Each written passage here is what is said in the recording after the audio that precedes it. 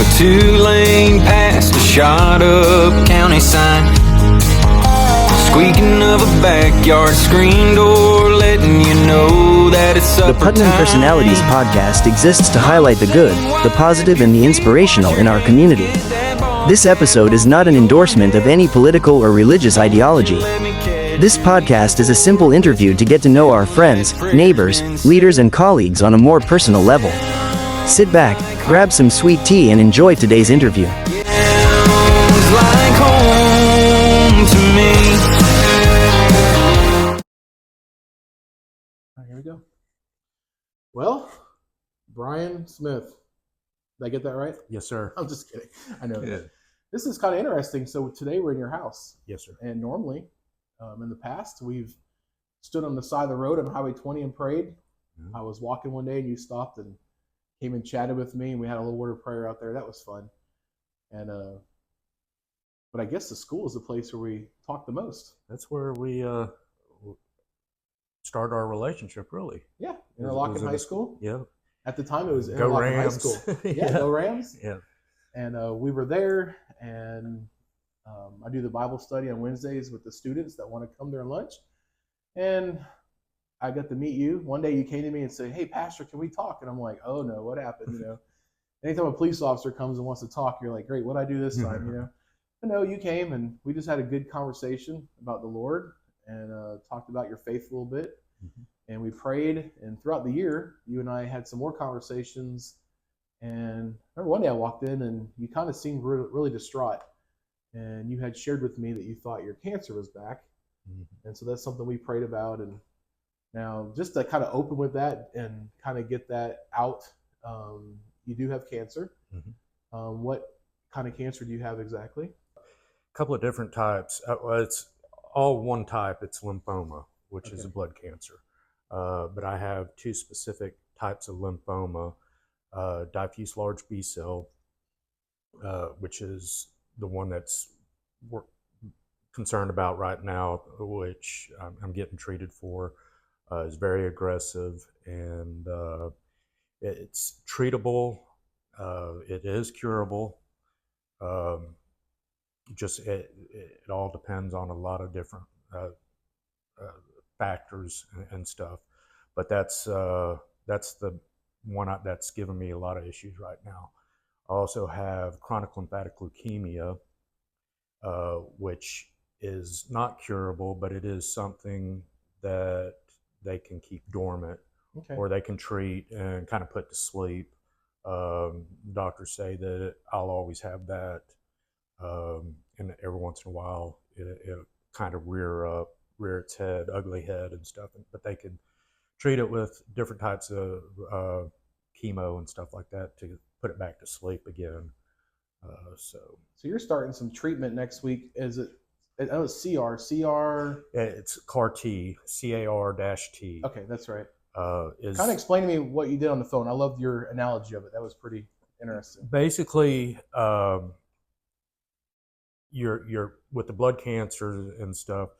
Your white blood count, or your T cells, are part of your white blood cells, and the T cells are the kind of like the soldiers, your infantry in an army. Your blood is the way the doctors described it is there's different cells in your blood, and there's generals, there's all the way down to the infantry, which foot soldiers, and that's what the T cells are. T cells are what goes out and finds foreign stuff that's in your blood, whether it be from a cold or flu or any kind of virus or infection and stuff, and it attacks those foreign bodies inside your blood.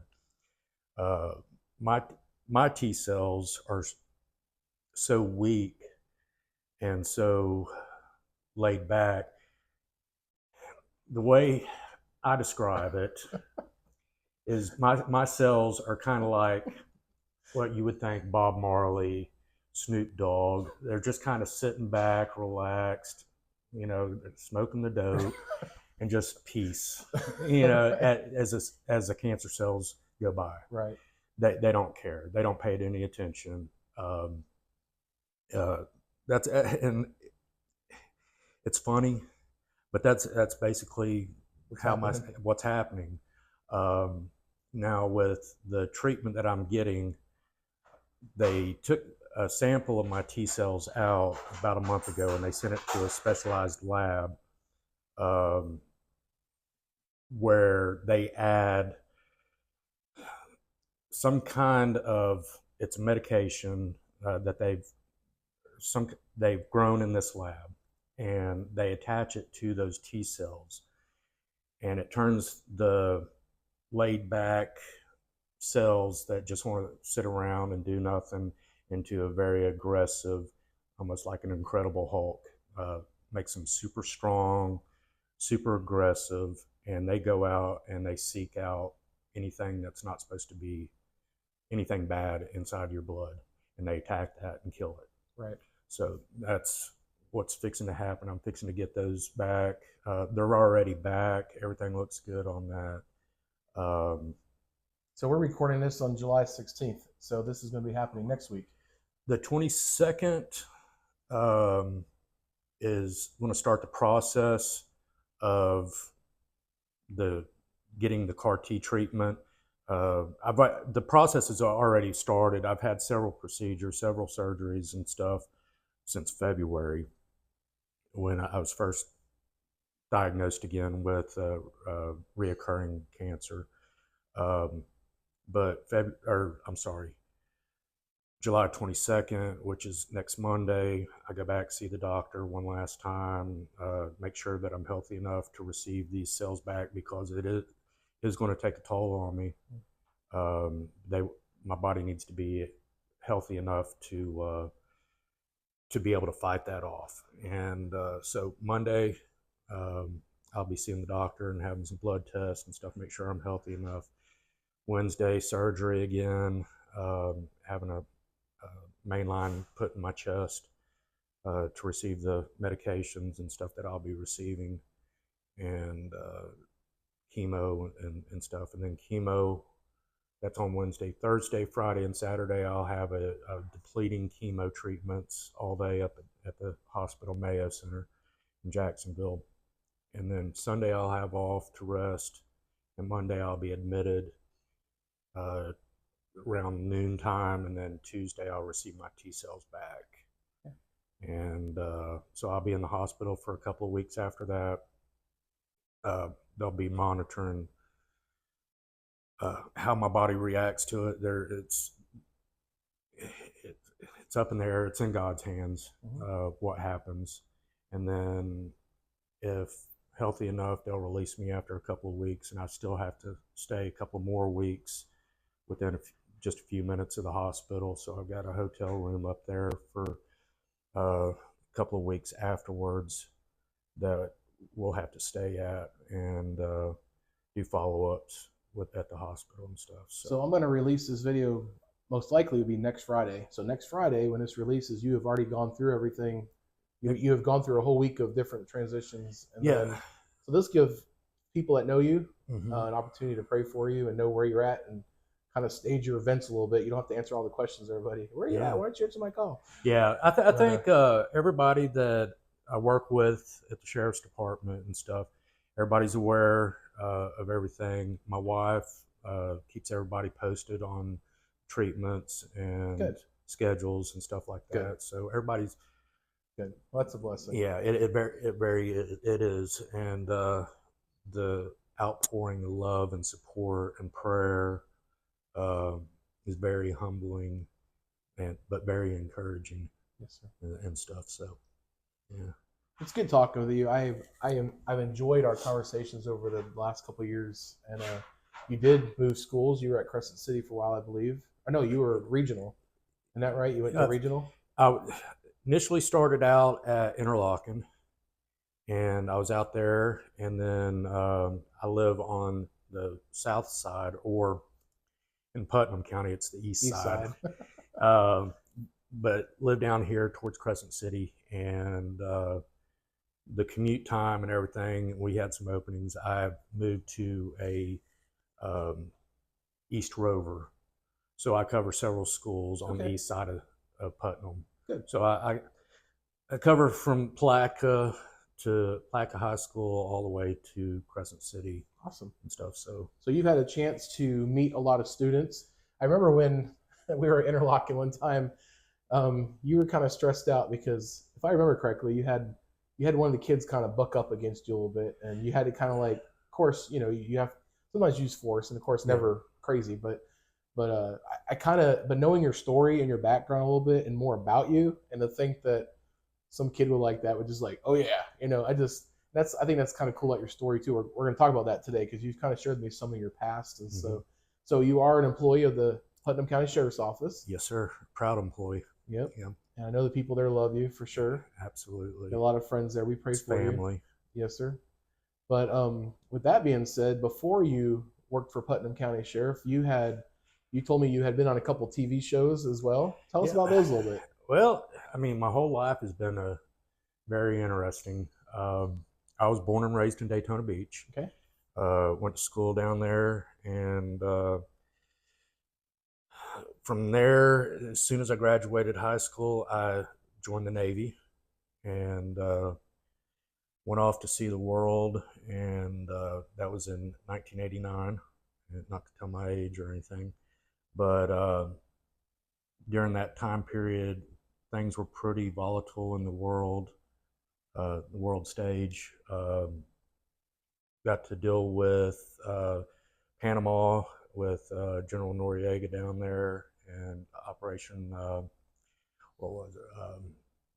Just Cause. Got to go down to Panama and deal with that situation and stuff, which was very fast.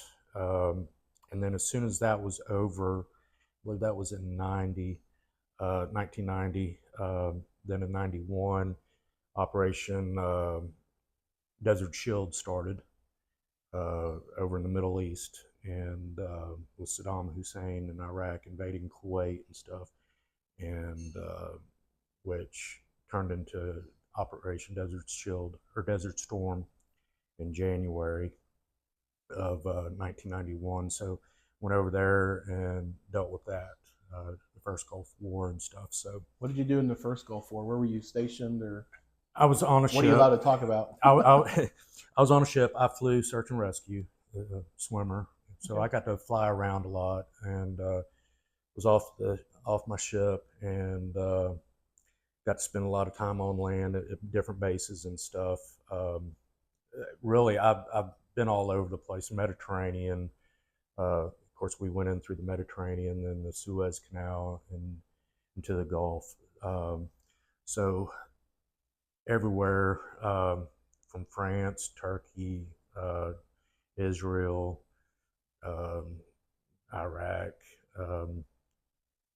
Kuwait, and of course, first Gulf War was all geared towards Kuwait and repelling the Iraqi army and Saddam Hussein out of Kuwait. And that's where I grew up. That's where I learned to be a man, I guess, or more independent and stuff. Learned a lot about the world and things. So that was early on. And then after that, after I got out, I bounced around a lot. I was still young, didn't know exactly what I was going to be when I grew up. And ended up at Sheriff's Department up in Tennessee. Oh yeah, I forgot about that. Yeah, and so what part of Tennessee was that? East Tennessee, a little town called Maryville. Okay. Unless you're from there, it's called Merville. It's all about pronunciation. It's like Louisville or Louisville. Yeah, Louisville or Louisville. But it's right there in the Smoky Mountains. Beautiful place. It was a small little town, a lot like Putnam. Population, size, everything was about the same, except it was mountains and seasons and stuff, not like Florida where you've just got hot and hotter. So yeah, but I ended up at Sheriff's Department up there, and spent several years. Started out in corrections, and spent a couple of years in corrections before going to patrol and school resource deputy up there. Now did you have a SWAT situation that you had told me about in Maryville? I was on the SWAT team for almost 9 years up Okay. in Maryville, and I've had several calls, some serious calls, surrounding counties, officer being shot and dealing with that situation, and dealing with death of an officer and a brother and stuff. But I've also got to being on the SWAT team opened up the door to a lot of other opportunities, working security details, working with the Secret Service on presidential visits into Knoxville, into the McGee-Tyson Air Base, and doing, I guess their fundraisers or whatever purpose they were there for, but actually getting to meet president and vice presidents and stuff. So which presidents did you have the opportunity to meet? George Bush. Okay. And I didn't get to meet Dick Cheney, the vice president. I did work his security detail, and Mrs. Bush, Laura Bush, and got to meet them, and which was very. It was cool. It really was. It was very intimidating to be around that type of little town in Tennessee, and then all of a sudden you're in the worldwide news and stuff with the presidents and stuff. So it was interesting. To see the process of what goes on behind the scenes leading up to the visits, and the clearances and the scrutiny that you go through, and stuff to protect the presidents and the vice presidents. So I'm not a political podcast. I'm also not an expert in anything Me except for either. maybe food. So I want to make that disclaimer like right away. Yeah. So this is just a conversation. Yes, sir. But watching the news on Saturday, you saw the ex-president there was an assassination attempt. Yes, sir. Did any of that stuff go through your mind about your days and where you would have been and what you would have done? And yeah, absolutely. Not to get into politics or political beliefs or anything like that. Whichever party you're affiliated with, it really doesn't matter when you're the leader of your country, whether he's Democrat, Republican, Independent, whatever. Something like that happens to him is breaks your heart. Right. And being a police officer and the type of person that I am I guess you would say a type A personality, where I like to protect, and I'm it kind of infuriated me. I dealt with a little bit of anger, and just because this is my country, right. And to see that happen to a former president and possibly a future president, it upset me. And of course, then I thought, I go back and I think about when I was on the security details for the former president and vice president and wife and stuff, and I think, what if that would have happened? So I go through different scenarios and stuff, and I watch the news, and I cringe sometimes at the reporting on the news and stuff. But the initial reporting kind of made me a little. I was sitting there going, "What? Come on!" And then they said there was a possible gunfire. I'm like, "Possible gunfire?" Yeah. We don't know if anybody's been hit. I'm thinking the man's sitting up, there's blood everywhere. Like, how do you know? It's like, come on. Right. Yeah. It's. I realize there's legal stuff they have to be careful too, because you can't just cause worldwide panic either. So I get that, but still, on the viewer side, you're like, come on. Yeah. But I'm just so thankful and thankful that everything turned out all right. for President Trump, and we'll see what happens in November. Yeah. So you left in the '90s, I guess. You were in Tennessee. 2014, moved back to Florida. Okay. My wife and I, and I thought when I retired from the sheriff's department up there that I was going to let my hair grow out and I was going to sell hot dogs on the beach and be a beach bum. Well, and my hair won't grow, as you can see. It was falling out, and my wife wasn't going to let me sit on the beach all day and stuff. So I bounced around trying to find out what I was going to do. I had no plan when I retired up there, which was a mistake. And I can tell anybody that's looking at retirement within the next few years to make a plan. Because you think when you retire you just sit on the porch or you go fishing all day, or it doesn't work that way. Right. So you have to have a routine and keep yourself into some type of routine and stuff. Otherwise you'll go crazy like I did.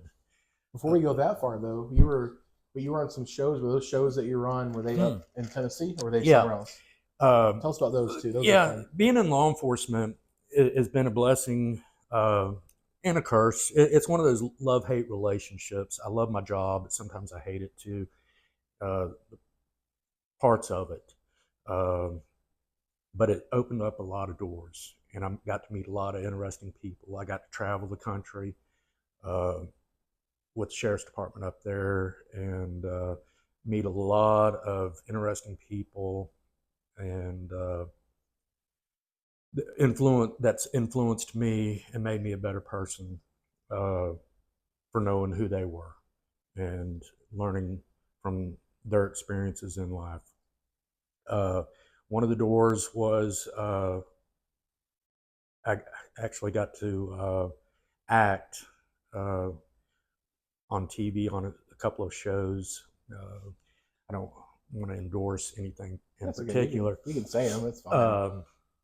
There's a production company out of Knoxville, and they approached our sheriff's department about being extras and paid actors in a weekly show.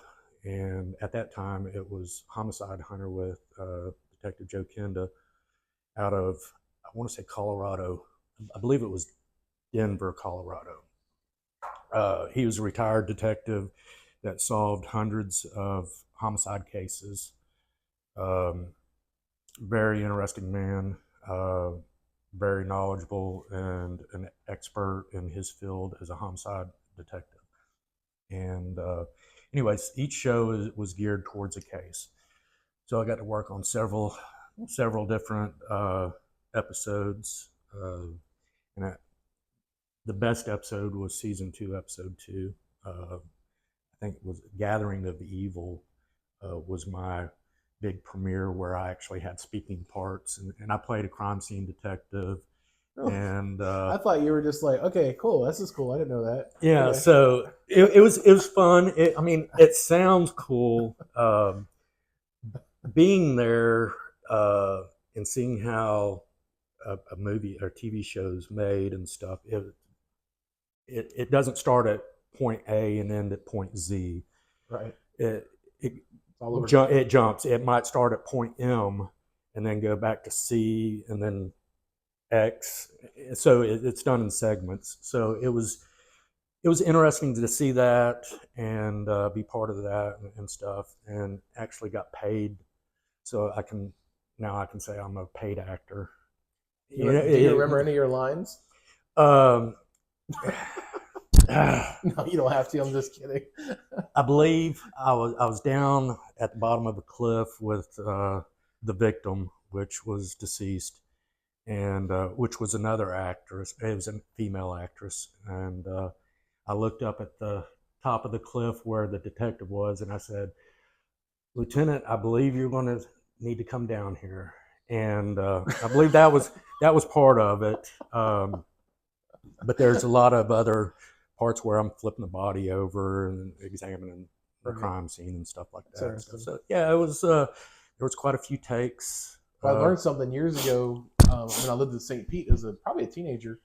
I forget when Ocean's 11 came out. Have you ever watched any of those? Yes, Ocean's 10 and 11. When Ocean's 11 was filmed, a lot of it was filmed. So at the beginning of the movie, Clooney's going around. I think, if I remember, it's been a long time, but they're picking different people to be part of the team, Ocean's team of 11. Right. And at the St. Pete on Gandy Boulevard, they have the dog tracks, and there's this big dog track. We're going by, and there's this huge circus tent out front. Like, what is this? We'll kind of find out multiple scenes were filmed in St. Pete. So when you're watching a movie and you see one of the guys is picked, he's like betting on the dogs. He's one of the actors. Well, they picked him, but he was there at the dog track. But then they go outside and film in a tent, which is supposed to take place somewhere else. But actually, the tent was outside in St. Pete at the dog track. So yes. It's kind of cool to kind of pull up on a set and see that everything's going on in one place. And a lot of people don't know that, but it's kind of interesting. Yeah, the process of doing the shows and movies and stuff was really cool to watch and stuff, and just sitting back and talking to the people and the production crews and makeup crews and stuff like that. Well, the detective though, that was a real detective. Yes. Did you ever get to meet him personally? Yes. Okay. Yeah, he there's an actor that portrayed him in the show, but he was there as an advisor and stuff on one night. So that's neat. Yeah, it was. What was the other show you were on? It's called Murder Comes to Town. Same production company, and it's geared basically on the same. It's true stories, crime stories, of cases around the country, major crimes and stuff. So now, your wife told me earlier that she likes watching those like true crime stories. Is this because she's looking for you in all the stories? No, she. I tease her because she's always watching How to Kill Your Husband and Get Away with Murder shows. No, she's a sweet person sometimes. No, she is. She is. I think a lot of people are into true crime stories, and I think with all the TV shows and podcasts and everything else that's out there, people just are curious, and she's one of them. And being a police officer and our relationship starting, I was already a police officer when we met, and I brought her into the law enforcement side of this life, and it kind of shows her a little bit. I think some of it's probably curiosity, wondering what I do on a daily basis or stuff, because sometimes I don't talk. Right. I don't tell her all the details of things and stuff like that. So I think some of it's curiosity on her part. I mean, that's something you'd have to ask her. But we had we called it Blue Sunday a couple years ago during 2021, and we had some officers. We invited them to our church. We gave them backpacks, and we had a meal for them after church. But I always showed the same video every week or every month. We did it once a month, and we invited 20 at a time or something. Anyway, one thing, I showed this video, and it always, I don't care how many times I watched the video, it always made me tear up, is when the wife, she sends her husband off for the day, and just to know that you never know if that's the last time, for a wife to go through that. Maybe she'd be a good interview one day, but I think the spouses of the officers or deputies and the children, families of the law enforcement officer or deputy most definitely has the toughest job because they don't know. Police officer, when we took the oath, we swore to defend the Constitution and the laws and everything, and we know what this job entails, and we know what it could cost ultimately, and we accept that. So it's easier for us to leave and go out knowing that we're doing good. We're out there, and it's not, most of it's boring. Most of the job is very boring, very monotonous. Driving around and it's what you make out of it, and that's part of what I love is driving around and meeting people and stopping in little convenience stores and getting a soda or a coffee and just talking to people. Right. And it's a deterrent, seeing our cars out there and uniforms out there for any kind of mischief or crime or anything like that. But it also allows us to really reach out and meet people in the community and stuff that normally wouldn't see us or talk to us, be as easily available or whatever. So I love that part of it, but sometimes it is very monotonous and very boring. But then there are those calls and occasions where everything breaks loose and chase is on, or whatever the case may be. Have you ever had any arrests that were notable that that you knew like this is the big one? There's been, I'll be honest with you, there's been times where it's just a simple little thing. Right. I'll never forget this one car I pulled over up in Tennessee. And I think about this and I tell this story to a lot of people. I pulled it over for a traffic violation. I believe it was a headlight out, and it was a nice car. I can't remember what kind of car it was, but it was a high class car. But I was just pulling them over, going to tell them, hey, fix your headlight, fix your tail light, whatever the problem was, and send them on their way. And when I called out the license plate over the radio, we use phonics, and I called out 6 Foxtrot Oscar Oscar Tango 10, and it didn't dawn on me until after the call what I called out on the radio. But talking to this driver and stuff, very polite, very nice gentleman. Ended up having a warrant for unpaid traffic violation, and of course I can't let him go for a traffic violation when he hasn't paid the other one, so I had to arrest him. And when I asked him to step out of the car, he started stepping out and kept stepping out and kept stepping out. And when he stood up, he was 6'10". Now I'm not little. I'm 6'3" on a good day.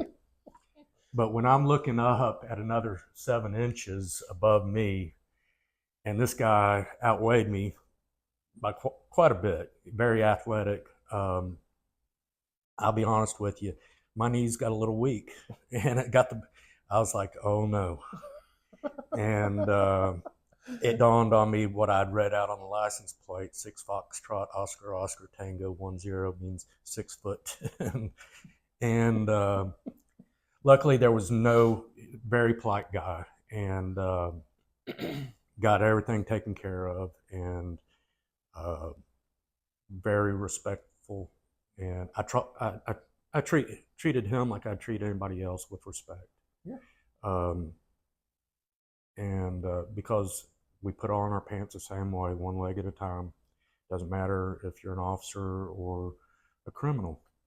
We're all human, right, and we all make mistakes. And it's not my place to judge. Yes, sir. I'm just there to enforce the laws.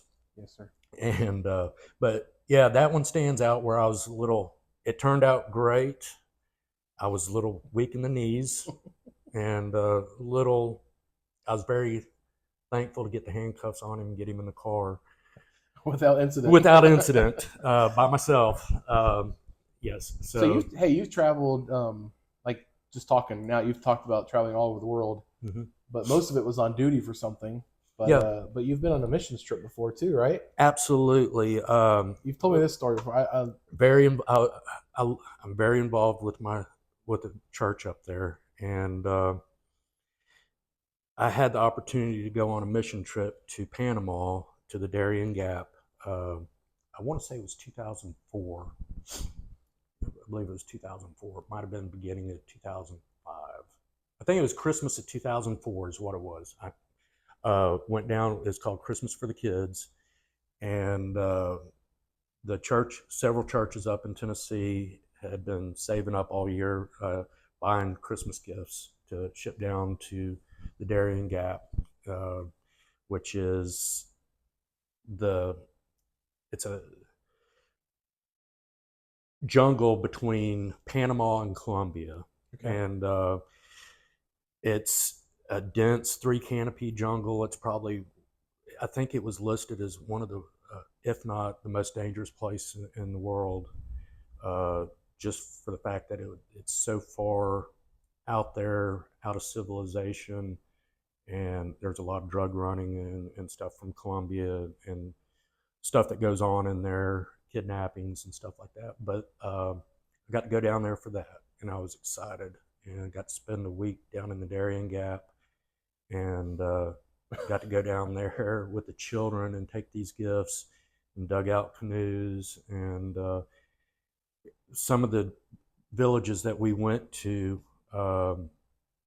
spoke, the Indian villages, they spoke, had to have 2 different types of interpreters, had to have one from English to Spanish, and then one from Spanish to their native tongue, Indian. Well, it's type of Spanish, but it was a little bit different.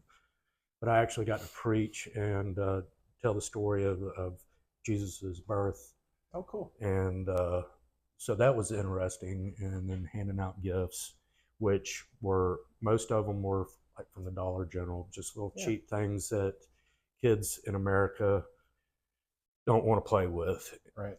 But these kids would bring up their gifts from the year previously and show you that they still had these little Barbie dolls and or whatever it was from the following or from the previous year, and they're so thankful to be able to get that and stuff. And of course, we took food, rice, and chicken, and cooked for the different little communities and stuff like that. So it was awesome.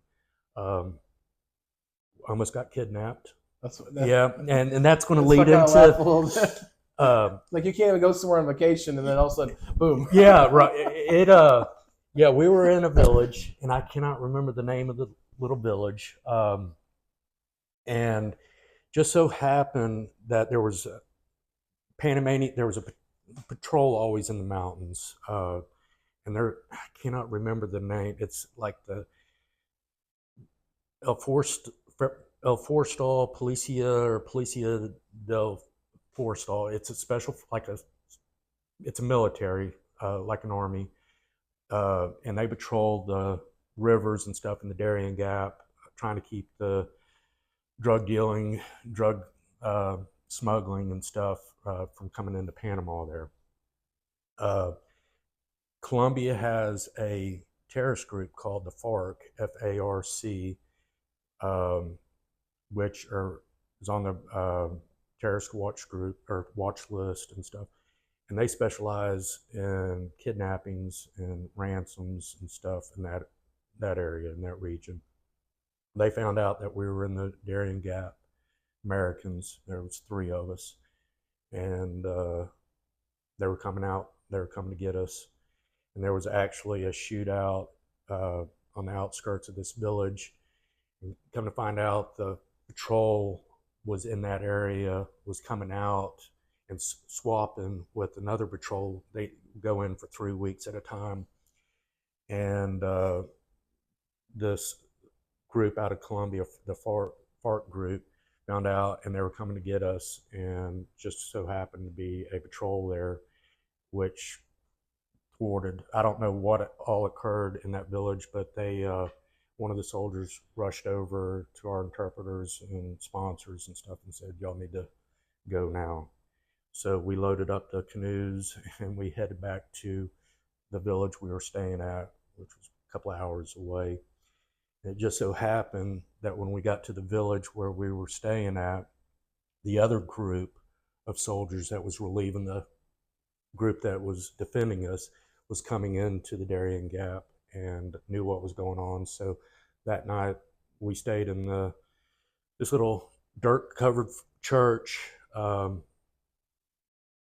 thatch roof church in this little village, and these soldiers put a perimeter around us and protected us while we were there, which nothing occurred, thankfully. But the thing that stands out the most of that situation was I was serving God, my God, our God. and I was spreading his message and love, and never once during that event was I scared. I had the peace of God about me that was just, I can't describe it other than I knew things were going to be okay. And I never worried. I was in God's hands, and I gave him total reign over me. And, his will was done, and he protected us. And we had a great week there, and we got to spread the gospel to hundreds of natives there, and feed a lot, and gave out gifts to the children there, and we got a lot of love back from them. Awesome. And stuff. So yeah, it was great. It's funny, 'cause we talked about this before, because even knowing, I guess it was 2 years ago, because last year you weren't there. 2 years ago, when you were at the school, you knew, but you didn't know. I mean, you knew in your mind, but you didn't know from the doctor that your cancer was coming back. You're starting to struggle, but that's one thing that I've always looked up to you about, is even though through those hard times you've always been a man of faith. Mm-hmm. Even though there's a little bit of fear there, I get it, but there's still that I'm going to get through this, or if I don't, I know God's in control. Yes. That I want people to know this one thing. A lot of people will ask me, well, you're a Christian, and here you are fighting for your life, and the odds aren't in my favor according to the doctors and according to man. Right. The odds are against me. But my faith is not in man. Now, do I respect the doctors? Absolutely. And the knowledge that they have and the treatments and stuff like that, absolutely. I love them. I love my doctors. They've all been great, the nurses and everybody. But people ask me a lot, don't you get mad at God? Aren't you mad? And I can honestly say that even from the first time that I was first diagnosed in 2020, or 2021, I guess it was, first of 21, in March, that I never raised my fist at God and said, why me? Or I felt sorry for myself, or I got angry at him. It was just the opposite. God sent his son, Jesus, down here to die on the cross for me and for you and for everybody, for mankind. And he sacrificed his life, and he went through the ridicule and the humiliation that man put on him, and ultimately the taking of his life, the crucifixion.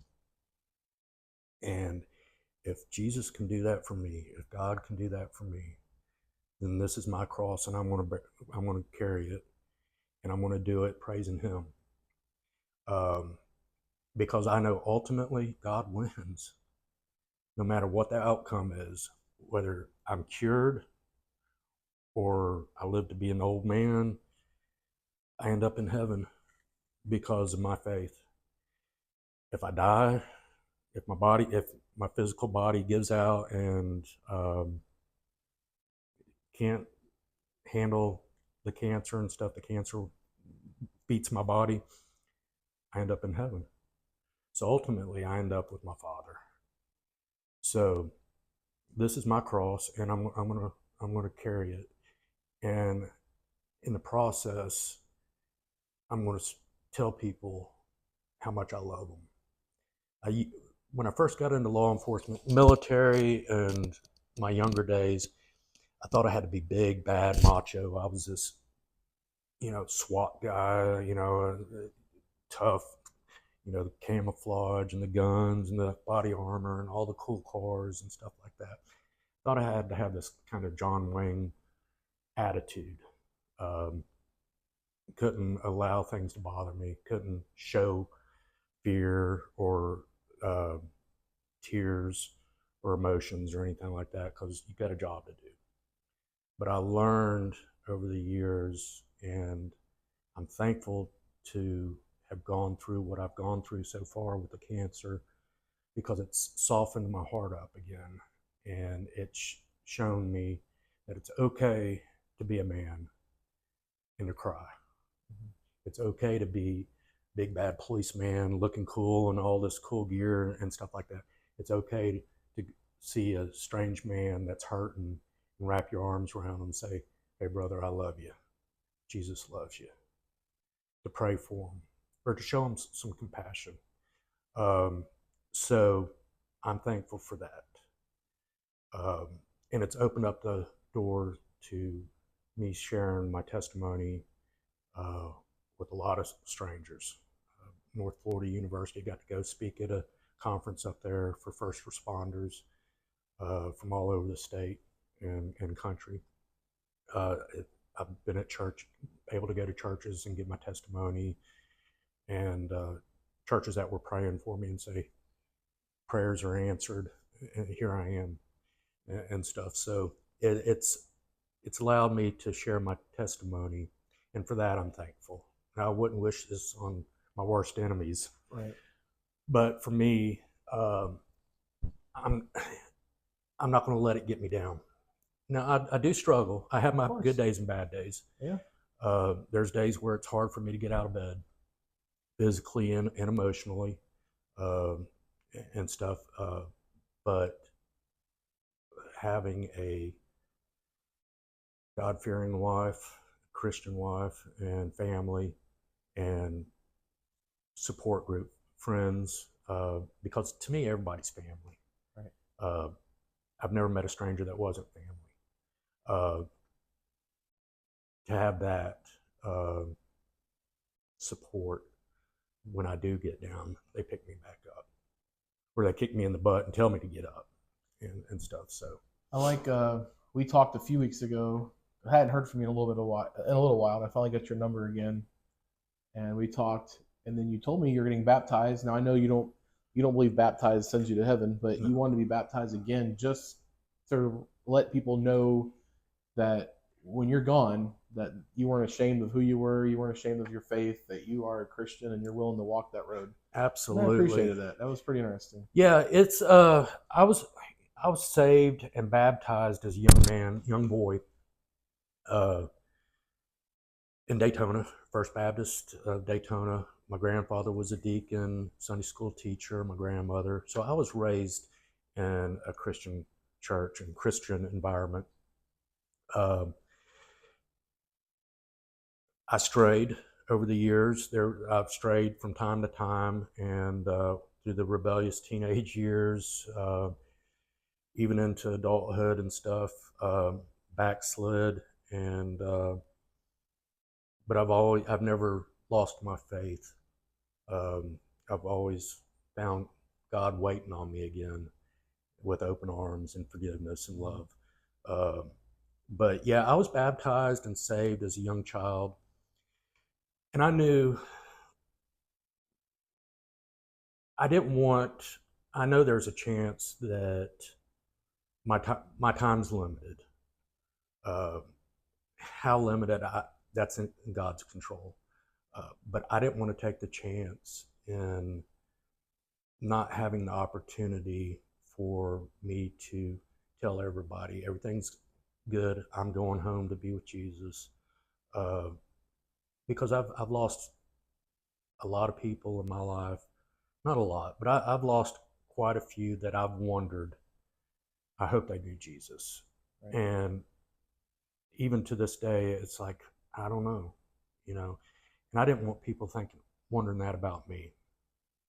And I want my life to help strengthen other people's lives that might be struggling or might not know. Now, with me being in law enforcement and being in the public eye and stuff, I've got to be careful of what I say as far as religion goes and politics and stuff like that. But as a Christian, you can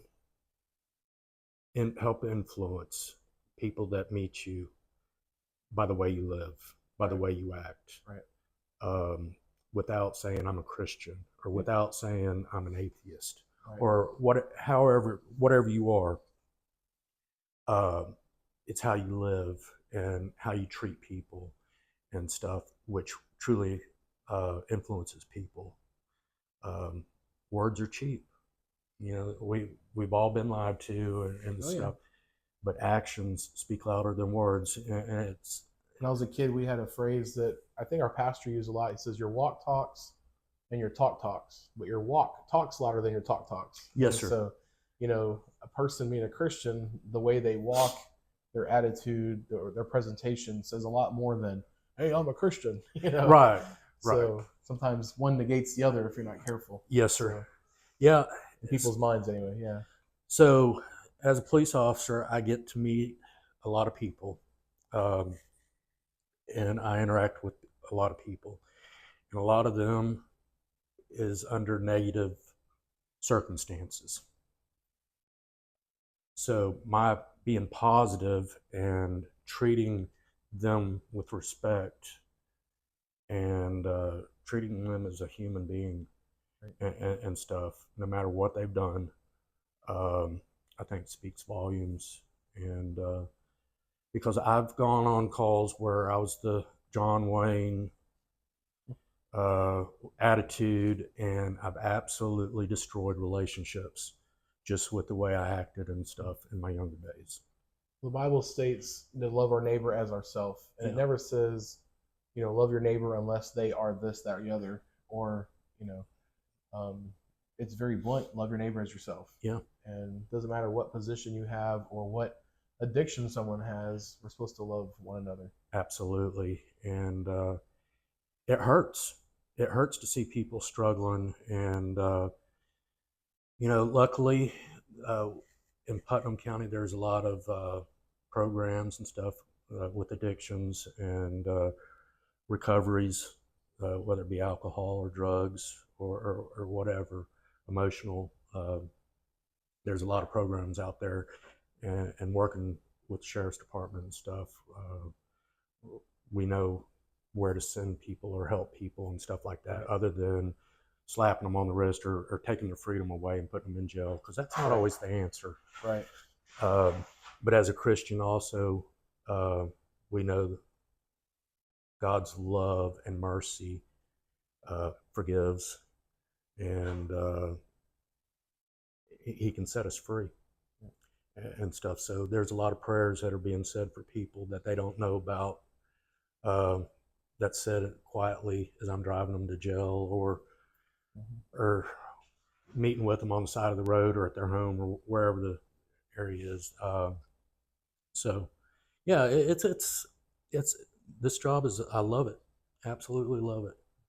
Well, you've had a long, successful life, and I'm sure there's a lot more stories that you didn't get to share, which we obviously don't have time for all of them. But I do appreciate you taking the time and chatting and sharing some It's of your been a story. pleasure and honor to sit with you and Yeah. to share a little bit. I miss seeing you, man. Yeah, it's I really appreciate you. yeah, I miss the west side of Putnam. I miss my Interlochen kids, but I also got great kids on this side of town too. And right now, unfortunately, with my health and stuff, I'm kind of on the sidelines, and I'm not out there working right now. Hopefully, within the next couple of months after recovery and stuff, I'll get my strength back. I'll be back and back in action, and I plan on coming out there and seeing everybody and stuff. Good. So, yes. Anything you want to say before we go? No, just live today like it's your last, and know that Jesus loves you, and it doesn't matter what you're struggling with in life. He's always there, and he's always the answer. And right now it might be hard, might be tough, and it might look dark, but the light's going to be there. Could be in the next couple of minutes, next second or two, or it could be in a couple of days, but the light is there, and all you got to do is look up to see the light. I appreciate you. I love you. I love you too, brother. Yeah, I hope we get to have many more conversations Absolutely. over And, tacos, Yeah. coffee. Yeah. Yeah. The coffee's kicking in. Good. That's good. That's actually from I'll give them a little bit of plug. That's from Ed's Donuts. So I got you an apple fritter and some iced Yeah. coffee on the way in. So Ed's Donuts. Thank you. so appreciate you, my friend. Love you, brother. Yes, sir. God Thank bless. you. God And bless you. we'll talk with you again.